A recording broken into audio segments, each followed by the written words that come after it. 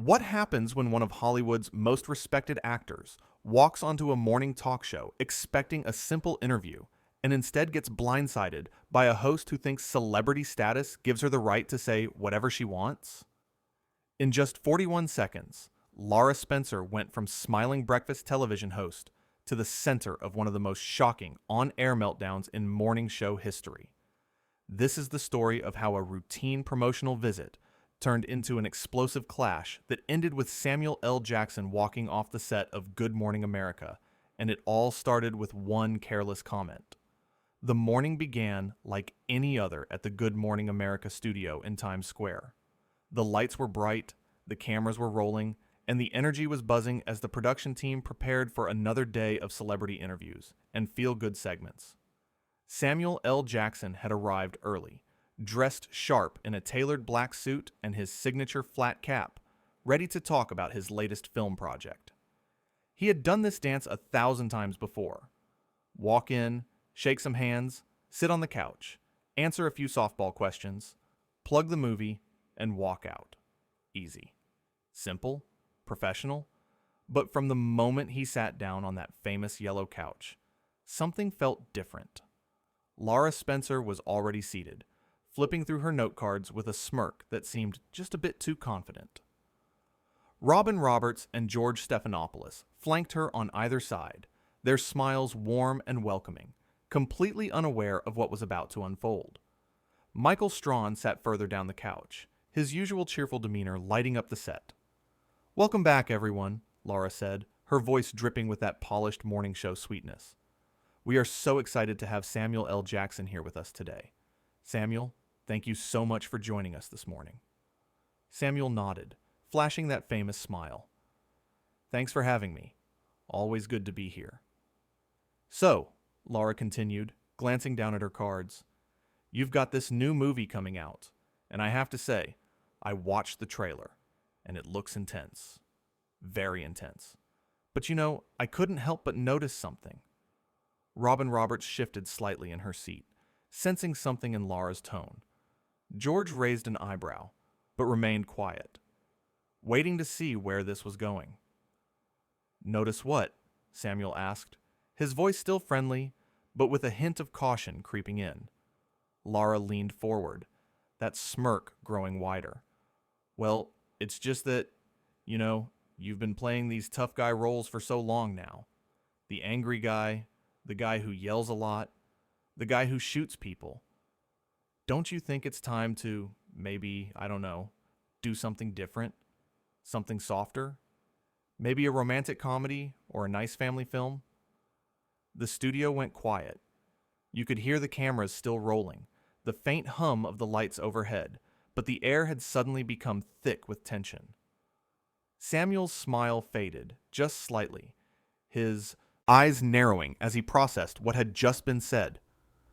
"Excuse me?" he said slowly. "Oh, come on," Lara said with a dismissive wave of her hand. "I'm just saying, you're always playing the same type of character. Doesn't it get boring? I mean, how many times can you play the tough guy before people start to think that's all you can do?" Robin Roberts jumped in quickly, her voice diplomatic. "Well, I think Samuel has shown incredible range throughout his career. I mean, he's done everything from drama to action to voice work." "Thank you, Robin," Samuel said, his voice tight. "I appreciate that." But Lara wasn't done. Sure, he's done a lot. But let's be honest, when people think of Samuel L. Jackson, they think of him screaming and cursing, right? That's the brand. And look, there's nothing wrong with having a brand, but I'm just wondering if maybe it's time to evolve a little bit. George Stephanopoulos cleared his throat, trying to steer the conversation back to safer ground. "Samuel, why don't you tell us about the new film? What drew you to this particular project?" Samuel took a deep breath, clearly trying to maintain his composure. "Well, George, it's actually a really nuanced story about a man dealing with loss and trying to find redemption. It's not just about action or yelling, as Lara seems to think. It's about real human emotion and struggle." Lara said, not really listening. "But there is action in it, right? Because that's what sells tickets. That's what you're good at." "What I'm good at?" Samuel repeated, his voice dropping an octave. You want to tell me what I'm good at? Michael Strawn, who had been quiet up until this point, tried to lighten the mood. Hey man, I think what Lara's trying to say is that you've mastered a certain style, and people love it. I mean, I love your movies. Thanks, Michael, Samuel said, his eyes never leaving Lara. But that's not what she's saying. What she's saying is that I'm one-dimensional, that I can't act, that all I do is yell and curse. Well, Lara said, leaning back with a shrug, if the shoe fits. The entire panel froze. Robin Roberts' mouth dropped open. George Stephanopoulos looked like he had just witnessed a car crash. Michael Strawn's smile vanished completely. The production crew behind the cameras stood motionless, unsure whether to keep rolling or cut to commercial. Samuel L. Jackson stared at Lara Spencer for a long, uncomfortable moment. His jaw was set, his hands gripping the arms of the chair. When he finally spoke, his voice was calm, but filled with barely contained fury.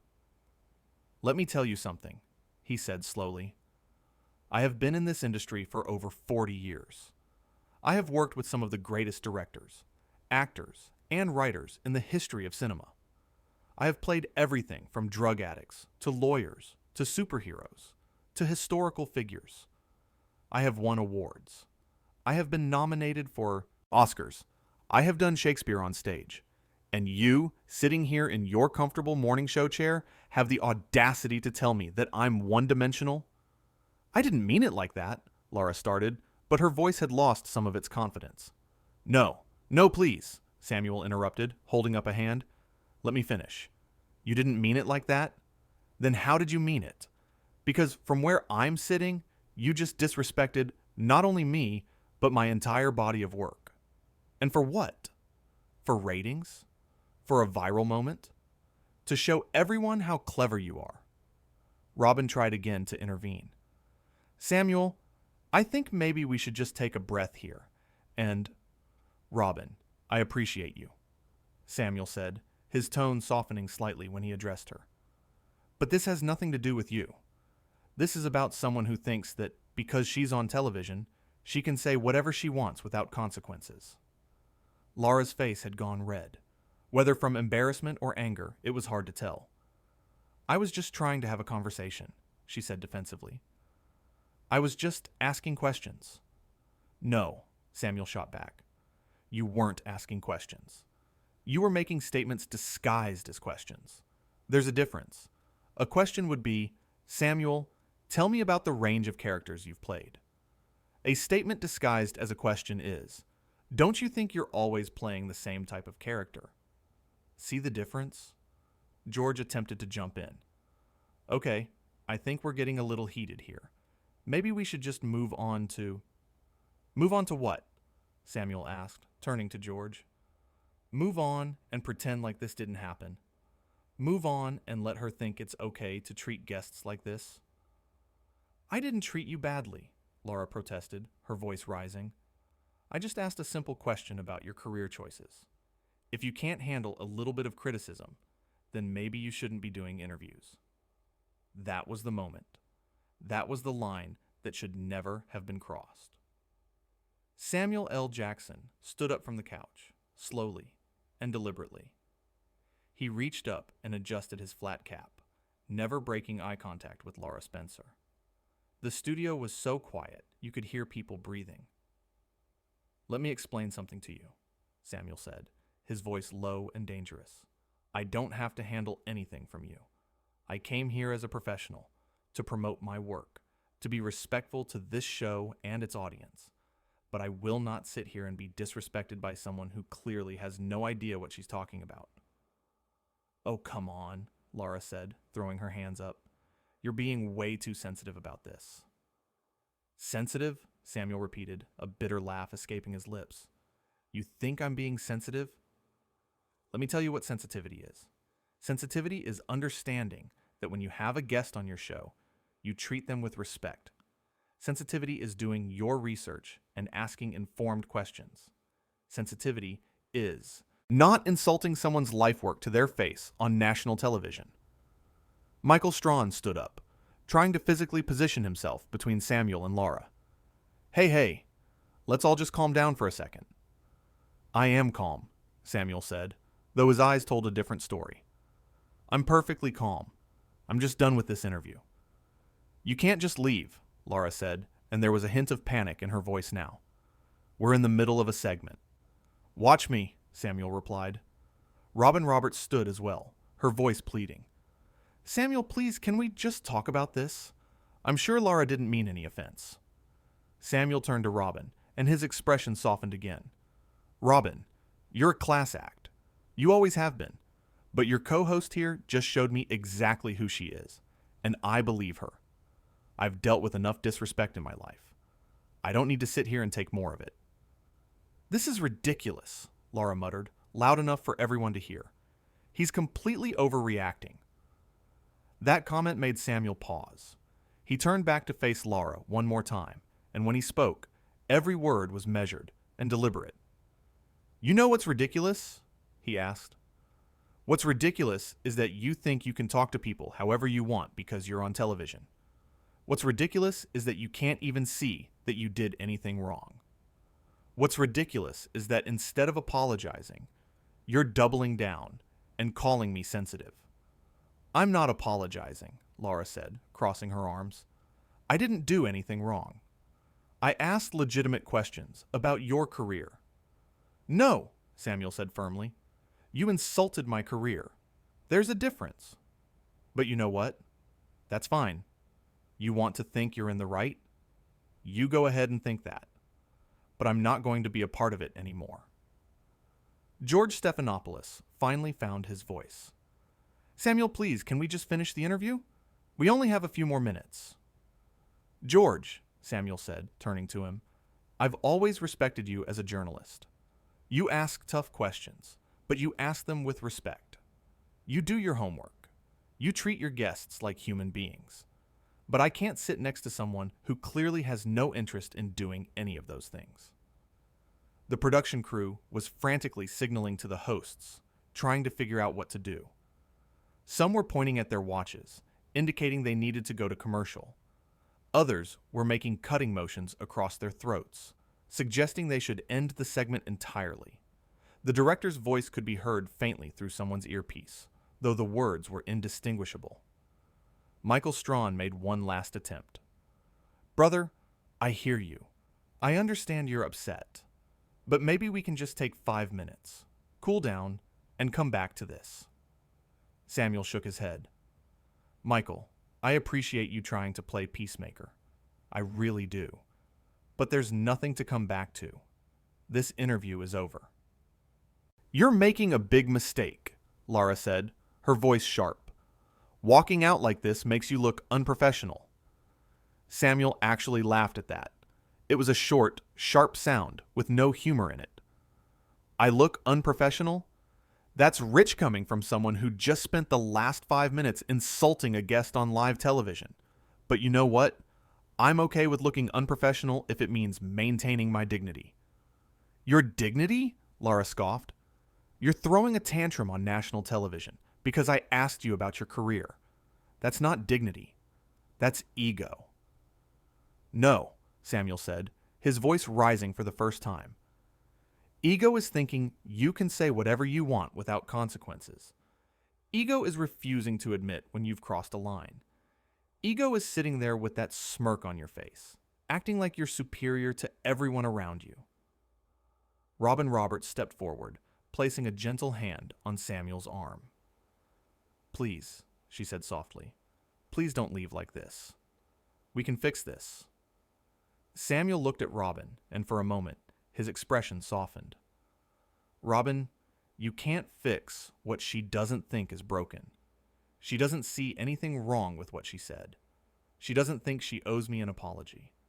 And I'm not going to stand here begging for basic respect. I'm not apologizing, Lara repeated stubbornly. I didn't do anything wrong. And there it is, Samuel said, spreading his hands. That's all I needed to hear. George, Michael, Robin, it was good seeing you all. I'm sorry it had to end this way." "This is absurd," Lara called out as Samuel started to walk toward the edge of the set. "You're really going to walk out over nothing?" Samuel stopped and turned back one final time. "Over nothing? You really think this is nothing? That's the problem right there. What you see as nothing, I see as complete disrespect. What you see is just asking questions. I see as someone belittling my life's work. What you see is no big deal. I see as exactly why I need to leave." "Fine," Lara said, waving her hand dismissively. "Go ahead and leave. We'll find someone else who can actually handle an interview." That comment hung in the air like a bomb. George Stephanopoulos closed his eyes and shook his head. Michael Strawn looked at Lara in disbelief. Robin Roberts actually gasped. "Handle an interview?" Samuel repeated slowly. "That's what you think this is about? Me not being able to handle an interview? Let me tell you something. I've done thousands of interviews. I've been asked tough questions by the best journalists in the world. I've been challenged. I've been pushed. I've been put on the spot. But never in all my years have I been disrespected the way you just disrespected me. So if you want to frame this as me not being able to handle an interview, you go right ahead. But everyone watching knows exactly what happened here today."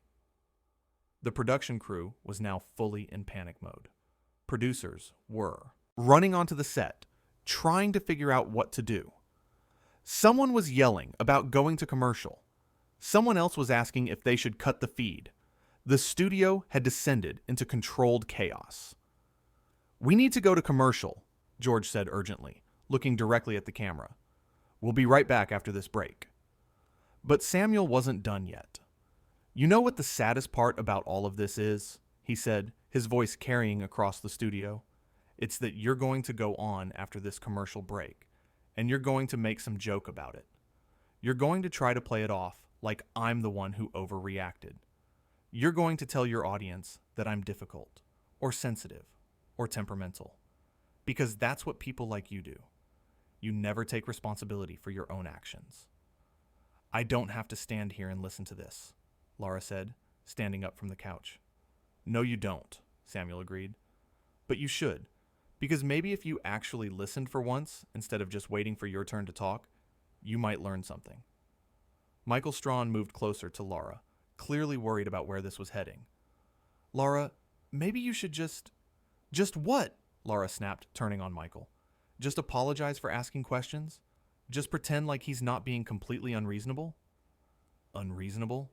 Samuel's voice was incredulous. "You called my entire career one-dimensional. You suggested I can't do anything but yell and curse. You dismissed 40 years of work, and you think I'm being unreasonable for being upset about it?"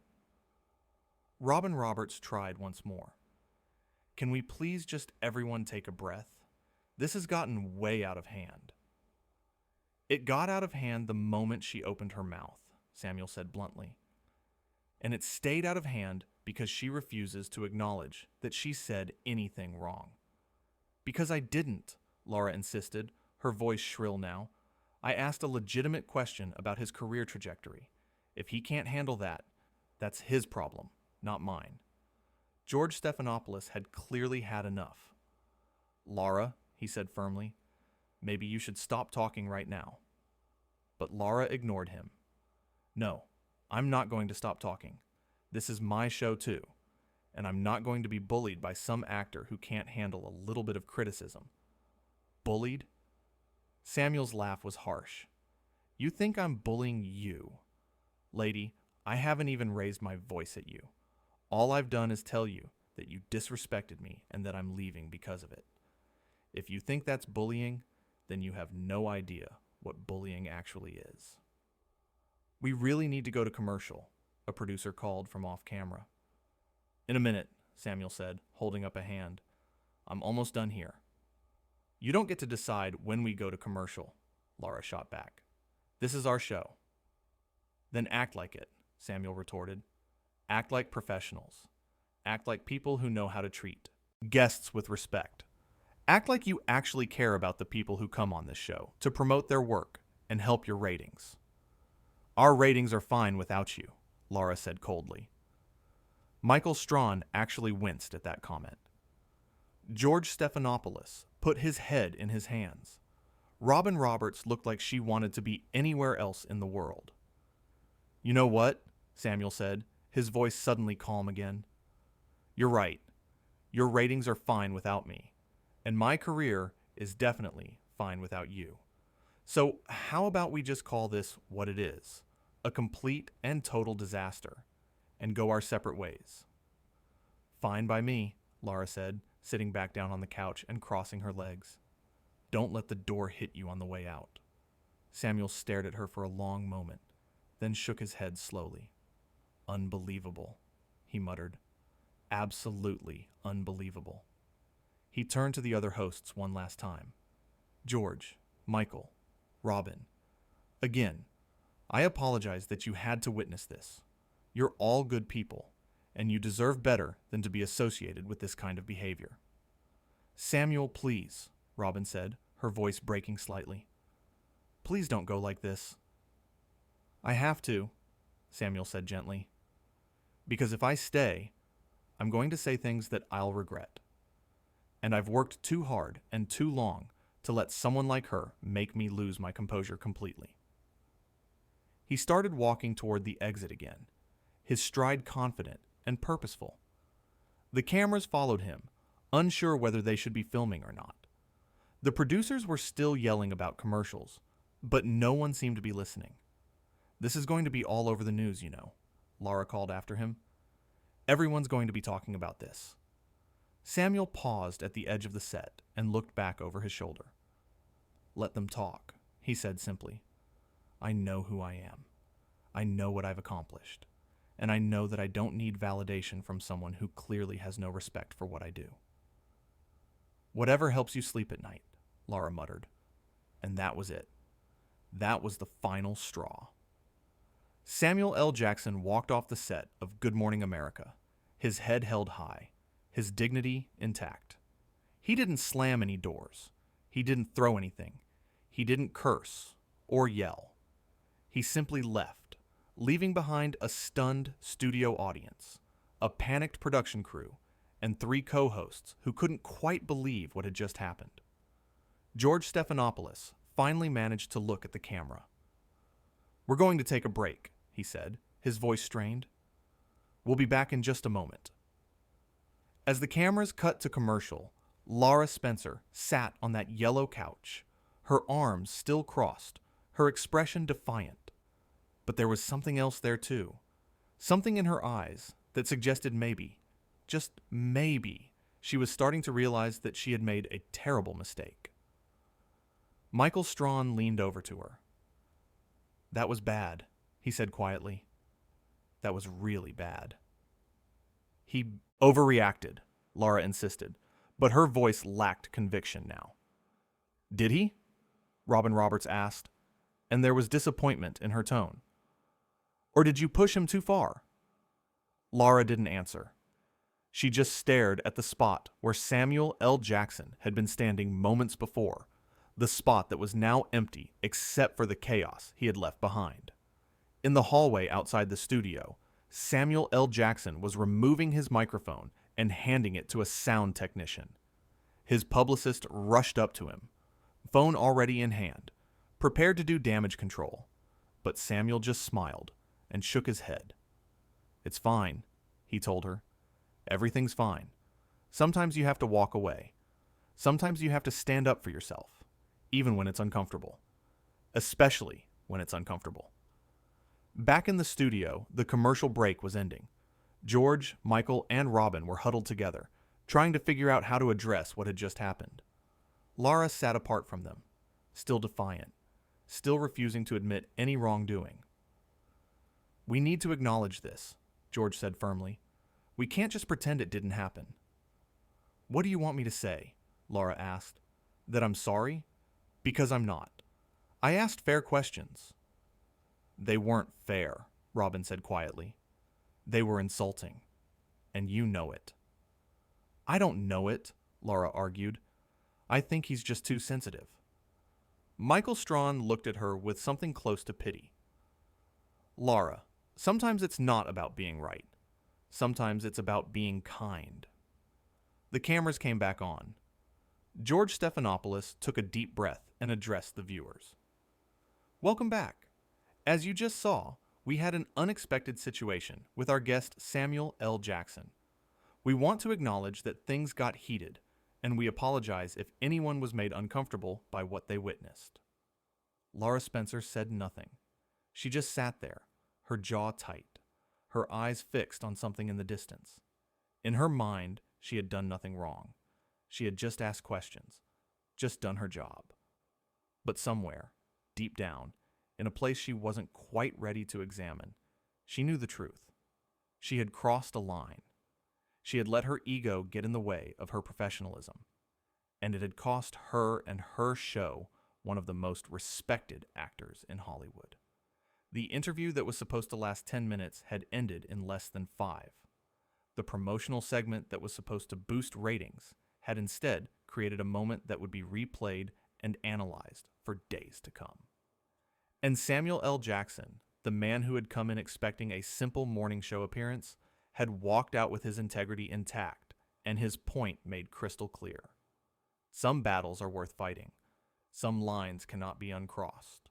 And sometimes the most powerful thing you can do is simply walk away.